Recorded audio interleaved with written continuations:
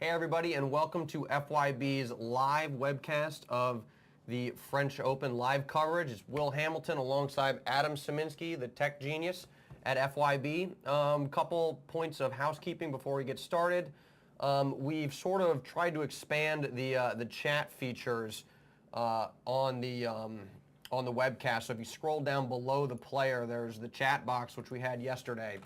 And then we've got some other stuff that people can log into, such as your Twitter account, if you have one, Facebook, Instant Messenger, MySpace, and they allow you to comment that way if you want to do that instead. So you can test that out if you want to, if you don't want to create a Ustream chat account. I think, Adam, we have the, I know we have the dry erase board. We've got a dry erase board shot. So actually we need a little bit of help from you guys in the chat here real quick to start off with.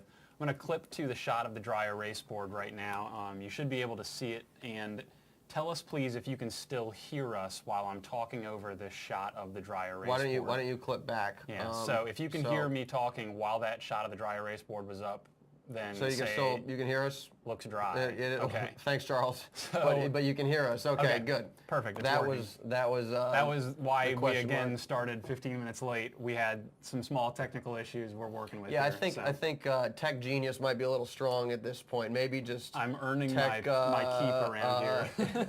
Intermediate. It's a little bit of a struggle. Okay. Perhaps you should hire someone who knows more about this stuff. Yeah, right.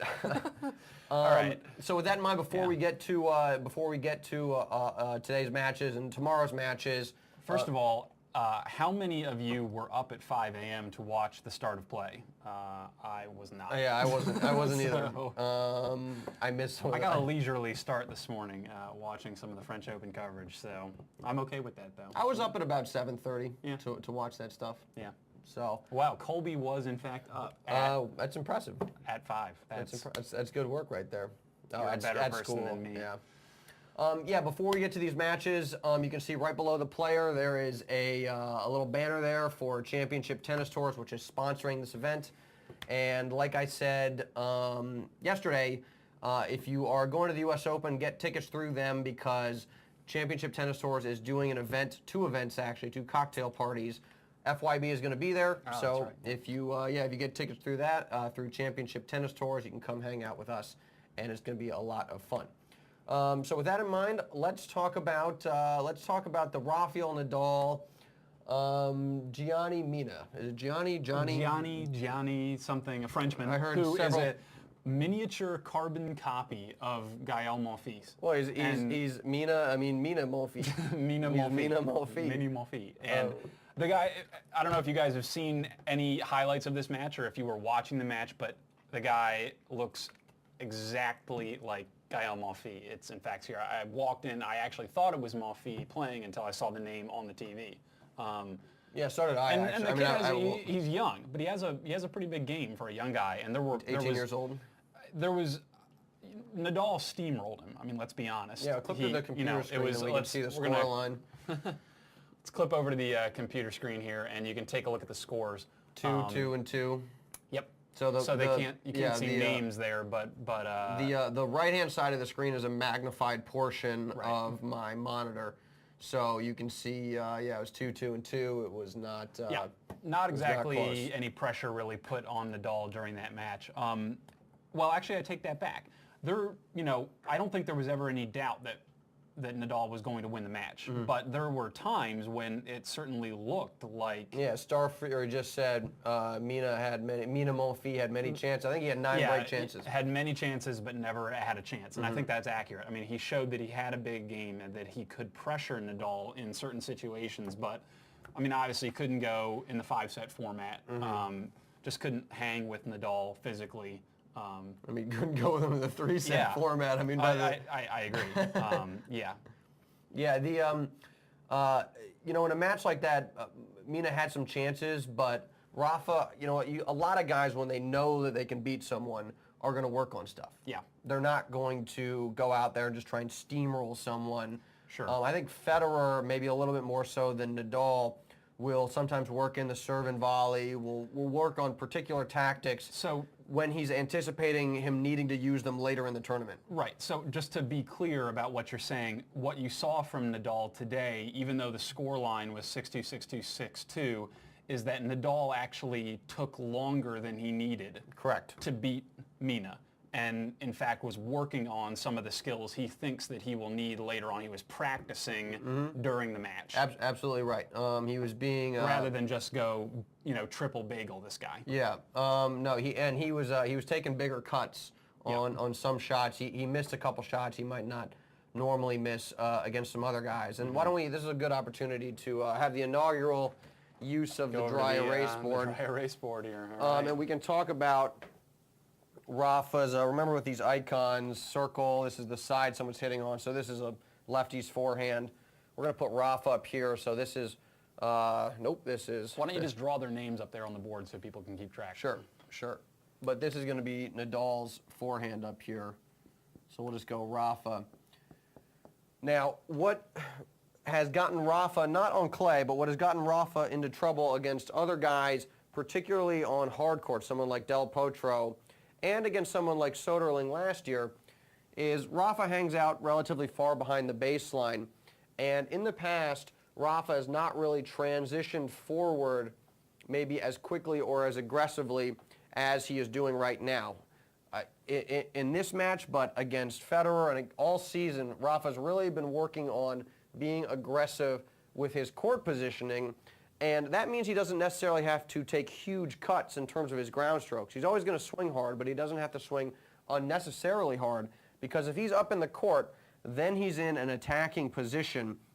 So I thought, Rafa in this match, certainly earlier against Federer in the Madrid final, really did a nice job of moving forward and then running around a lot of backhands to control the middle of the court with his forehand, which he's always been pretty good at doing. But you combine the vertical court positioning where he's moving in, trying to get close to the baseline or inside the baseline, and combine that with running around a lot of backhands. I thought Rafa was in control of a ton of points with his forehand, which he was hitting really heavy, as always. And when that shot is on, Rafa's just really tough to beat. And if he's executing that strategy well over the course of the tournament, I don't see anybody beating him. Yep. So if he let's see what his first serve percentage was. Let's go back over here too. We're on RolandGarros.com here. So he's around. He was at 68. We're looking here, zoomed in on Nadal's first serve percentage here. Yep. He was at 68. That might be slightly lower. He's sometimes up above 70. Particularly against Federer, he likes to get a lot of first serves in, and just start the point off on Fed's backhand. Sure. So the stat line again, like I said yesterday, against guys earlier, early rounds. Not many aces in that, or double faults, for that. Well, none either way. Yeah. Right. So it's hard to read too much into the stat line early especially against someone of an opponent of this caliber, or lack of caliber, shall I say? Yeah. And keep in mind, everybody, use the chat if you want to ask some follow-up questions.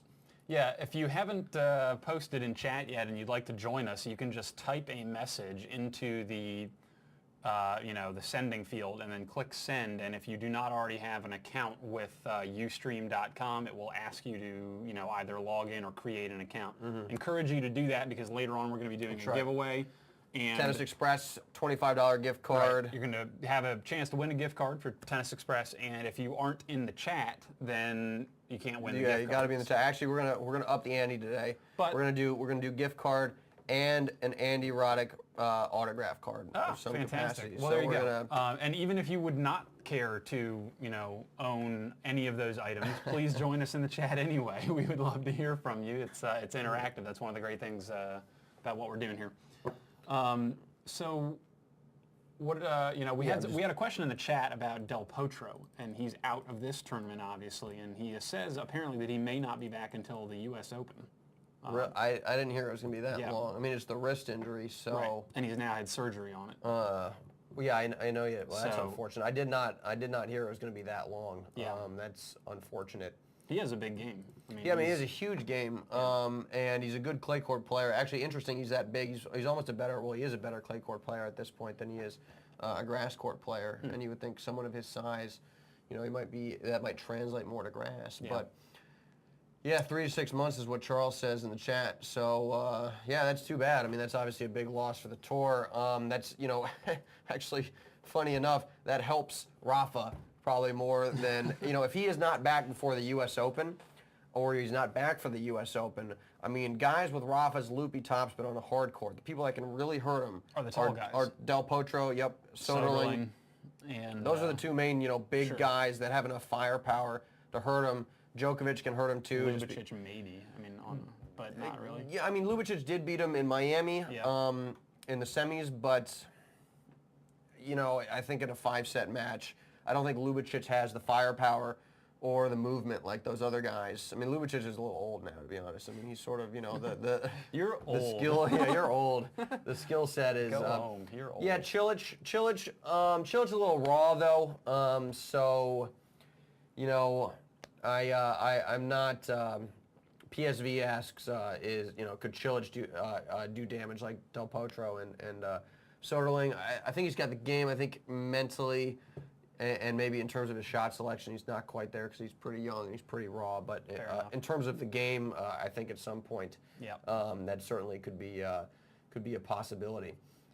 We haven't talked about Roddick yet. We have not talked about Roddick. I want to see if anybody else has a couple more questions about. I also Star Fury. Stupid of me not to include Murray. He's an obvious person you would put in there. Sure. Although I would characterize that differently, in the sense that Del Potro, Soderling, maybe Cilic are more kind of big shot, power players. They're going to try and blow you off the court, but Murray doesn't do that.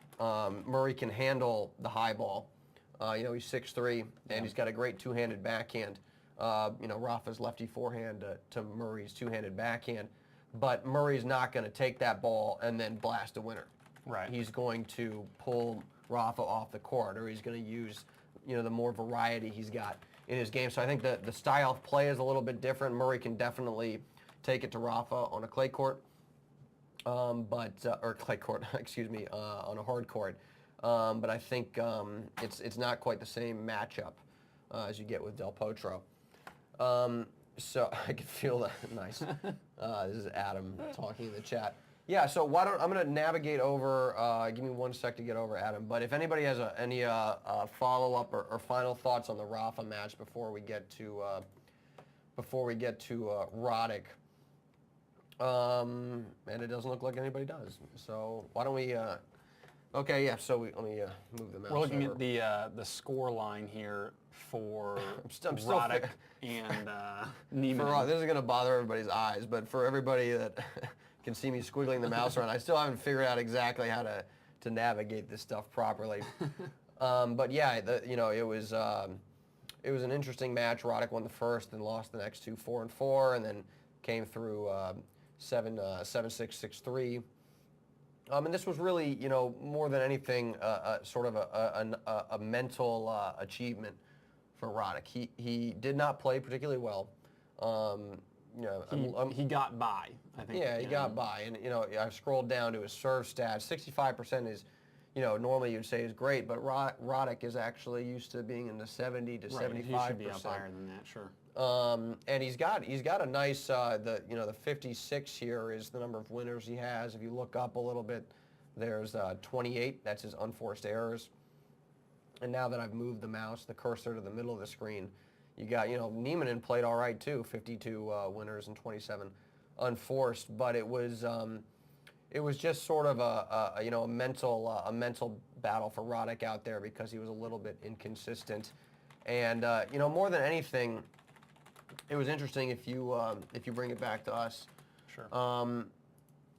Roddick, they interviewed him afterwards, and shoot, I don't think I saved. Let me see if I have that text document still up. I don't think I do. Roddick was talking about his movement, and he said he was basically a power mover versus a smoother guy, a smoother mover.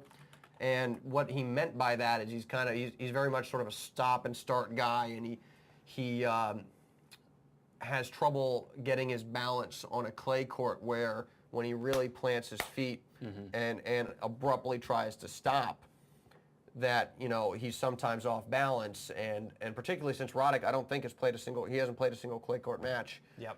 He played Miami, and then he took some time off. He got sick. Obviously trained a little bit, played some practice matches, but that's not the same as an actual match. Sure. So for him to get through is in a way having won and playing 5 sets. That's more tennis under his belt than obviously he just played 3 sets. Yeah. And maybe that's good considering he had 0 Right. tennis essentially for the last 6 weeks. Yeah, I can see that. He looked like he was moving well, and there were a couple rallies where he ran a couple hundred feet each rally. He seemed to be moving well on the clay, and I think that's good for him too. It's a comfort level to a degree. Americans in particular don't grow up on clay, so Right. it just this is this is kind of silly or cliche, but it takes a little while for them to get their footing Sure. on that stuff. Just because they don't play on it all the time. Interesting that he said he was a power mover, and as a result, he lacked balance because Right. He himself said in an interview today that he was a power mover and not a smooth mover. But I was thinking about that comment. Rafa is a power mover. Right. I agree. The guy, his knees break down because he's a stop and start kind of guy. Yep. I think the difference is that he understands how to stay balanced even with sort of abrupt changes in his direction, which are admittedly more abrupt on hard court, where he doesn't slide nearly as much. You watch Rafa, he's sliding into all of his ground strokes essentially on a clay court. But he is certainly not a smooth mover in the vein of someone like Federer, who is the smoothest ever. So. I thought that was an interesting comment, and it was sort of food for thought. I think Monfils counts as a power mover. Yeah, but he's certainly he's a flashy guy, super athletic. Perhaps to the detriment of his game sometimes. Yeah, he's sliding on hard courts too. Right. Not a tactic you necessarily want to try. I don't think I should try that. You can pull it off. I'll slide on hard court sometimes, but the thought of rolling my ankle just makes me not want to slide. Well, it's definitely a technique. You need to master it on a clay court first. Yeah. There's a technique to it, and then you can transition to a hard court. SW asks, SW19, does the intervention of the clay season compromise Roddick's chances to win Wimbledon? I'd say, let me phrase it this way. I was saying to you actually after Roddick made it to the final of Indian Wells and then and then won Miami, that it's kind of too bad that he can't just play Wimbledon right now. Yeah. Because he was playing really well. Sure. And he had a lot of confidence because not only did he win those tournaments, but he beat Rafa in the process, which has been a guy he had not had much success against earlier or just previously in his career. So that would have been a nice time for him to just continue, that momentum. Yeah, I think that he's also just going to have to face Federer, who's the anti-Roddick, basically. Yeah, when it comes to faster courts. Yeah, he's gonna. My thought with that SW is that most players that win that traditionally do well on a faster surface, particularly Wimbledon grass, they all kind of get slowed down by the clay. Sampras never did anything on a clay court. He made it to the semis in 95, 96 French Open, but he, would typically go out in the first week and then he would win Wimbledon. Yeah.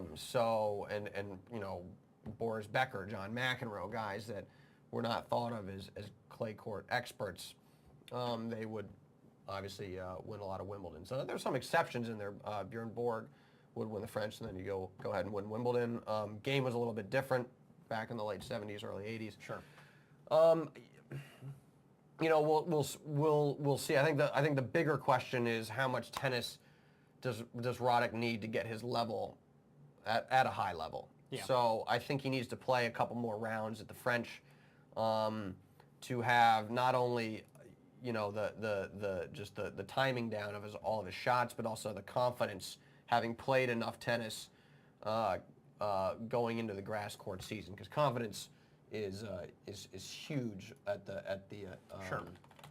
pro level. I mean, it's in a way more important than your ability to hit certain shots.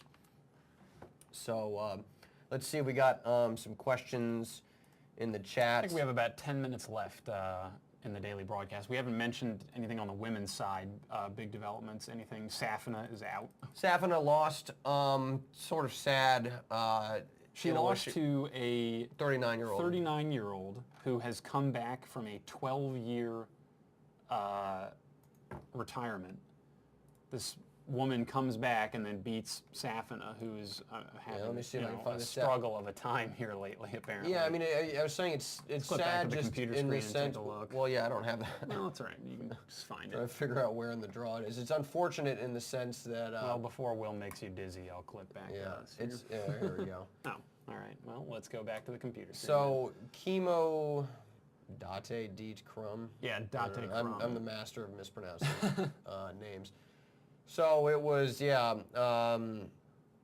3, 6, and 7, and you know the stat line to a degree for Safina. I mean she's serving 56% for her first serve, and it's she's always had serve. And then scroll down a little bit. This is pretty taxed. That's 17 double faults. Sure. Or here, take a look at right here is your winning percentage on first serve. 66%, winning percentage on your first serve is pretty bad. It's not amazing. Not amazing, certainly. But I think the bigger stat here is this 17 double faults. Click on Date Crum's name and see if we can pull up a bio there. Yeah, there you go. So she's currently ranked 72, born in 1970, 5'4", 117 pounds, right-hander. That's a great win. Great win for her. Had been out of retirement, a 12-year retirement again. I mean, that's a great performance on her end. I just feel sorry for Safina because she's had back problems. She obviously, the 17 double faults is inexcusable, and mentally she seems to be still struggling. Sure. Got some demons there, so it's too bad. Former #1, made it to a bunch of finals, just can't get it done. You got to feel sorry for her. Sharapova. She. Yeah, that's going to be. It looks like we're getting we're going to have an Enna. Well, I'm looking at Enna Sharapova third round. That'll be good. That'll be great. I think if I had to put money on that, I would say Enna gets through that. Yep. Just because I'm not sure where Sharapova played well after starting a little bit slow today. Mm-hmm. She got it together and then rolled after early shaky start. But again, like I said yesterday, her serve is inconsistent. Not much spin on the second serve, so she can double fault a lot like Safina. And I just like Enna if she's playing with confidence on a clay court. That's she is the best clay court player of her generation. I think were the Williams sisters supposed to debut in doubles today? They did. They dominated. They steamrolled, obviously. It was cool.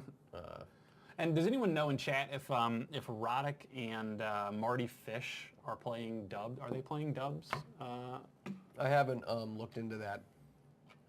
I think they might be, which will be interesting to watch them and see how they do.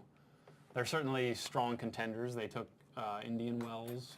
Not this year, but last year, I think. I'm sorry. Who are you? Fish and Roddick. Oh, I have not looked into the doubles too much yet. I'll go with the Bryans. Go with the Bryans. I might go with Leander Paes, actually. He's in there. Yeah. He's in the mix. He's got a great game. There's Washington Castles. Yeah, there's a lot of talent on the men's doubles side of things right now, for sure. So let's see. We've hit on a little bit of Sharapova's match and Enna. Why don't we actually? Well, I wanted to talk a little bit about some of Roddick's tactics, but I'm going with the Mannings. I don't think The that's Mannings. Colby in the chat. Yeah.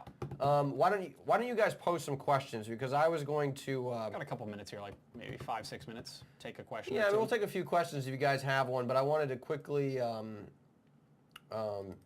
diagram some stuff on Roddick's serve, because he was running around a lot of Go for it.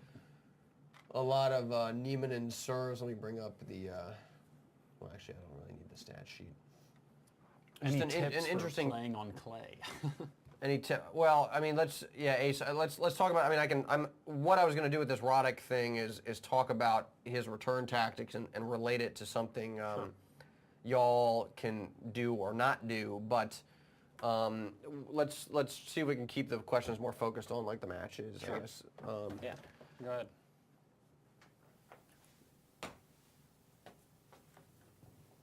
So we're going to put Roddick at the top now. We got Niemanen down here. So we got Andy up here. And he was running around on the ad court. He was running around. Now, see, this is going to be a forehand for Andy now. Niemanen was going a lot of serves, trying to get it out wide to Roddick's backhand, which is the weaker side.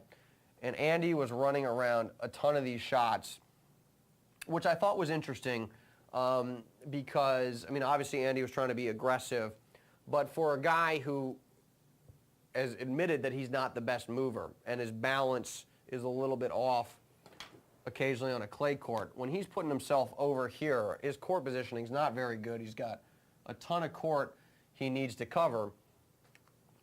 And on a clay court, you need to hit a big shot, a powerful shot, or your opponent's going to be able to get, or your opponent will get a hold of the ball and will probably have you in a defensive position. So for most of these balls that Andy was running around, he was going with a big shot cross court into the corner, which is the safer target. And to relate this to y'all at home, if you were going to try this tactic, the cross court ball at a pretty big target is the safer play because you need to get a hold of it. There's going to be higher percentage. But if you go cross court here, the down the line by your opponent becomes much less likely, and you don't have to recover as far. If you go cross court, your recovery position is about here. So Roddick kept most of these cross court, but he would also go down the line frequently, or not frequently, but towards the end of the match, he started going down the line a little bit more. And that's really a situation where you need to hit a big shot, because if this ball's coming down the line here, you need to recover over there essentially to be in the proper position. And if you're going after the ball hard, you're probably not going to be able to get here in time. So this needs to be a really aggressive shot. Otherwise, particularly a good player, someone like Niemanen, is going to have the entire court to work with, and you're going to lose most of those points. So we have another question in chat. Sure. Does Roddick hit too many approach slices cross court? And you want to talk about the trade-offs, hitting an approach shot down the line versus across court.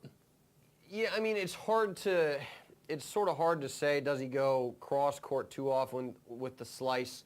Because I think to a large extent it's player dependent in terms of his opponent. I mean, his two-hander was certainly breaking down today, and he was hitting, I think, more slices than he normally does. On approach shots, or well, I think in general, and then probably on some approach shots. Well, he's worked the slice in a lot more in the last year than he has in the past. He's done a better job with his shot selection, going topspin and then slicing it. It's not quite as effective, the slice on a clay court for Roddick. It bites a little bit more on a hard court or a grass court, so his opponents can't be as aggressive with it. So Roddick struggled a little bit today with that shot. It's like I said before, it's just not as effective a shot on a clay court form. So we got Roddick's backhand, and if you want to give him, let's say he's going to hit a slice for both these. I'm just going to say cross court or down the line. Let's say he's over here.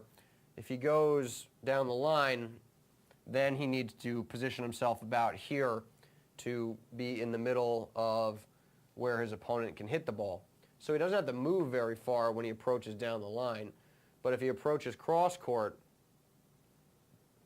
then he needs to move his contact points over here, Then he needs to move all the way over there because if his opponent's over here, then he has the line, he has angles. So this is the position where he's in between the shots that his opponent can hit at him. That's why people and coaches will typically say approach down the line because your recovery position's shorter, you're more likely to be on balance and be in position to cut off a ball that your opponent hits. Now, you know, should Roddick go down the line? Should he go cross court? At the pro level, to a large extent, where you go with the tennis ball is going to depend on the matchup. Rafa is going to go at Federer's backhand and maybe break some rules that he otherwise wouldn't break against some other guys, just because Rafa's lefty forehand to Fed's backhand. That's a clear, advantage clear advantage for Rafa. So he's going to do that all the time. So against a guy like Niemanen today, if he wants to go at Niemanen's, Niemann's a lefty, I believe. Correct me in the chat if I'm wrong, but he's left-handed. So he was approaching to the forehand, and I guess that's something that Roddick and Stefanski identified as a good play. So it is very much matchup. He is a lefty. Yeah, he's very much matchup dependent at the pro level. So I think as sort of just a general rule, approach down the line. But if your opponent has a really weak shot, sure, then you should approach at that and force the guy to pass. Why don't we? Yeah. So we've got a question from Star Fury about the Dent Soderling match tomorrow. I think Soderling's going to win that.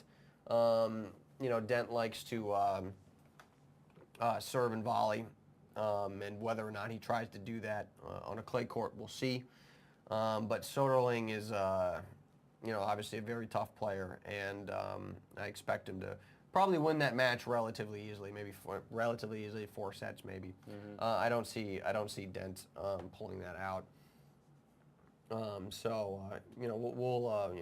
We'll obviously find out tomorrow, but I think Soderling's got too big of a game for Dent, who relies on the serve and volley and sort of ending points quicker with big shots, and that's just a tough thing to do on a clay court. Yep. Does Roddick need to flatten out his forehand? SW19 asks to be more of a weapon.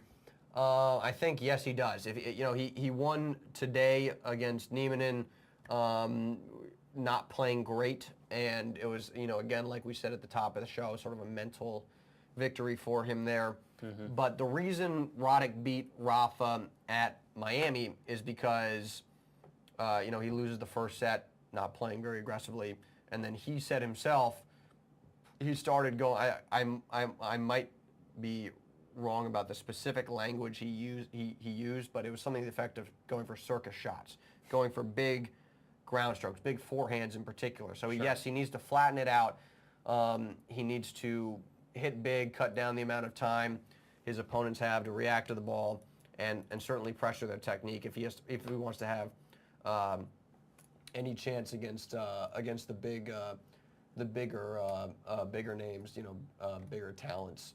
Mm-hmm. He's got, if you're looking at his draw, he's got in the 4th round David Ferrer. I mean, that's going to be the test, because next round he's got Blaz Kavicic, whatever.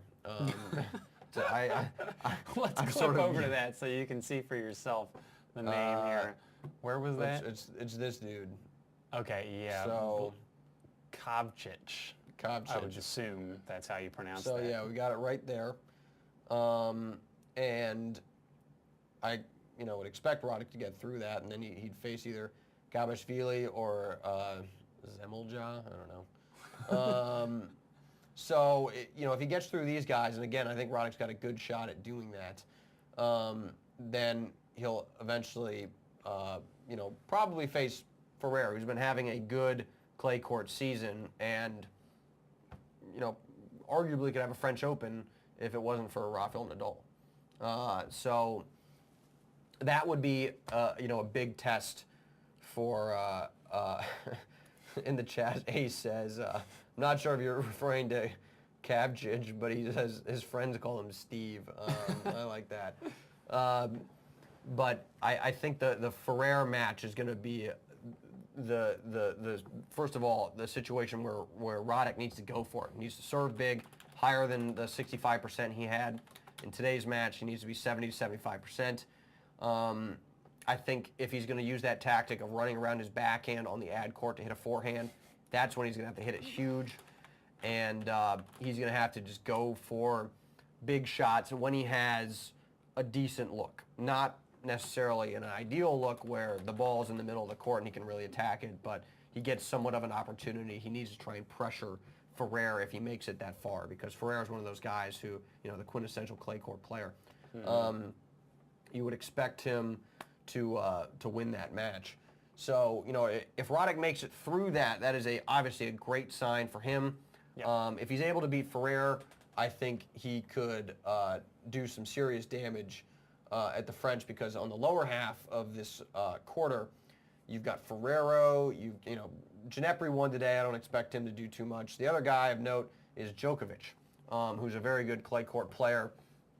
Obviously went out a little bit early last year, but that was partially because at Madrid a week earlier he had lost a grueling battle to Rafa, a 3-set match that was an epic match. Where those guys were just beating each other up, and Djokovic kind of softened up Rafa for Federer in the final. So you could hypothetically get a Roddick-Djokovic quarterfinal match. If I had to put my money on it, I'd say Ferrer-Djokovic, but if Roddick returns to his level that he had at Miami in particular, and that doesn't just mean the shot making, it means the adjustments, because what Roddick did in Miami, what he did today actually, was he made good on-court adjustments. You want like a good lesson from the pros is watch those guys change their tactics when something's not working. Mm-hmm. Because club players, up to good college players, oftentimes they kind of have their game. Their they game stick plan, with it. They don't adjust. And they don't make any adjustments. Right. I like my forehand. I set my game up around it. And, I'm going to dance with the girl that brought me. So, and it either works or it doesn't. But the good players, they'll switch partners. I'm gonna stop with his analogy. But they will. We're gonna edit this part out and post. The good players will change their tactics midway through a match if it's not working. And Roddick has done that much more effectively, certainly this year, and began to last year. And got to give a lot of credit to Larry Stefanski, his coach, of about the last year and a half, because that was Stefanski's doing. Drop weight, work the slice in more, better shot selection, make adjustments. Yep. And it's worked great for Roddick. I mean, I think if Roddick doesn't get injured in the next 3 or 4 years, he himself has said, I want to be like Agassi and extend my career and play well into my 30s, right? And actually have a lot of success later on. Mm-hmm. Sort of past what you would expect the shelf life to be of a pro tennis player. So I think there's a possibility there. So we're about running up on 30 minutes. A couple more questions. Let's hit real quick. Quick. What do I think of Djokovic serves? Not much. It's very much, sort of a work in progress right now. When we were at Indian Wells, we saw Todd Martin, who's no longer coaching Djokovic, but working on that shot a lot. And Todd Martin had him doing like a kid's serving drill where you kneel on the court, and it's a good drill though. It's interesting. Well, the thing that Martin was trying to get him to do, this is actually, it wasn't that day. They were warming up on center, which we couldn't film on, but I was up in the press box looking out on their warm-up session. This is about 9:30 in the morning, and Martin was trying to get Djokovic to shorten his backswing. Djokovic has got this long backswing with his hitting arm, and Martin was saying, just go right here, shorten it up. Sure. And so during, the soft serving, slow, kind of practice, get your arm loose, he was having no trouble. But then when he went to full speed, it got much longer and kind of, some extraneous movement in there. A lot of it is mental, just like everything else in tennis. It's, are you confident? Are you not? If you're not confident, you're not going to go very far as at the pro level, where it's only you out there. And if no one believes in you, then or if you don't believe in yourself, then you're done. Right. It's not like you have a teammate you can you can rely on for a little bit during the match. Last point, or did you have a point about that? No. One more. No, okay. No, go ahead. SW asked, what did I think about Hewitt's straight set win today? Nice to see him playing well, moving well, which is good because he had a couple hip surgeries. Shorty, that guy is, got a nice game, but he's inconsistent.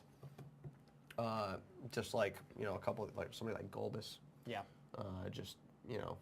They sometimes have it and they sometimes don't. Right now, we're going to ask a random question, which I doubt most people are going to know off the top of their heads. But we can see. Actually, never mind this one. What are we looking to do here? Well, hold on. I'm seeing if it's actually listed. And then is this going to be the gift card question? Yeah, this is a gift card. So we have a $25 gift card to give away here, and we also have a autographed Andy Roddick all right. card. So this people may or may not get this. So it's $25 gift card, Andy Roddick card. Where did Adam go to college? Oh, First person to get that. I mean, there's going to be people that know that in the chat. Maybe. Well, I mean that's whatever. First thing I can think of. We'll be doing this the whole time. Bam! All right. EPAPS. Yeah, that's cheating. Michigan. Close, Mo France. My sister went to Michigan, but but Eric Papamarcos. Yeah, I should have looked for him in the chat. Yeah, that's before we cheating. asked that question. Eric worked. He goes to University of Pennsylvania, Nittany Lions, and we met him at a Philadelphia Freedoms match last year. Yep. We were up there filming Agassi. He was it interning, Eric, for them, so we got to chat with him for a little bit, and he, Penn State, whatever. Dyslexia, man. I'm dyslexic, so I can mix it up, or I do mix it up. State College of Pennsylvania. Yeah. Penn State. My bad. Eric, you come over here and you try doing this live stuff and see if you don't make mistakes. All right. Absolutely. Keep talking trash, and I'm going to rescind the gift card. Dance with the girl that brought you. That was a good line, all right, man. I thought that was legit. The problem was I was like, switch partners. Oh, no, I don't know where to go from here. What do I do? And then it train wrecked. And then you just Okay. pivot off of it. All right, Eric. Well, gift card coming your way. Congratulations. And Andy Roddick autograph. Fantastic. If you would like a chance to win these items, I think we said it at the top of the show, but also, type something out in the chat window. You'll be asked to create an account on Ustream.com. It's a free service. There's no spam. We use it because it's super convenient and it works well. You can use a fake email address if you want. Do anything you want to do. Yeah. Join our chat and talk with us. We got a bunch of people in here. Yeah, I would emphasize, we're giving away stuff like gift card, blah, blah, blah, whatever. If you guys get in the chat and you do it maybe over the course of, log in tomorrow, log in on Thursday, Friday, whatever, create that account because on, this is all going to come to a head at during the final. We're going to be doing a live broadcast, and we'll have a lot of stuff to give away then. I believe a tennis racket. So that's a $200 piece of equipment, courtesy of Tennis Express. Those gift cards, by the way, in the Roddick thing were Tennis Express. So thanks to them. But yeah, they've got a ton of stuff that we can give away, and some pretty decent stuff. I mean, a tennis racket's nice. Yeah, I'd like a new racket. $200, yeah. I'd like to not spend $200 on something. Right. So with that, let me see. So I think we've hit on everything, guys. Of course, we're going to be here tomorrow at 5 o'clock as well. Like always, please post in the comments below. If you are watching this video on delay, we're gonna, we've obviously got it. If you're watching it on YouTube right now, it's on delay. We'll put it on YouTube in a second. 5 p.m. Eastern Time, fuzzyyellowballs.com. It's right there. We'll have the hyperlink in the description below. Yep. So, yep. Thanks again to Championship Tennis Tours. Their Sponsoring link is us. right below us. Right below. They're Right down there. sponsoring all these webcasts. 1-800-GO-TENNIS. Get your tickets through them because they are making all this possible. Like I said before, at the top of the broadcast, they're putting on some events at the U.S. Open. We'll be there. We will be there at the events. So get your ticket through them. You can have a beer with and then fuzzy you yellow can, balls. So, all right. Well, thanks for tuning in, everybody. And any parting shots before we... Nope. We will see you tomorrow. All right. Cool. 5 p.m. See you guys. See you later.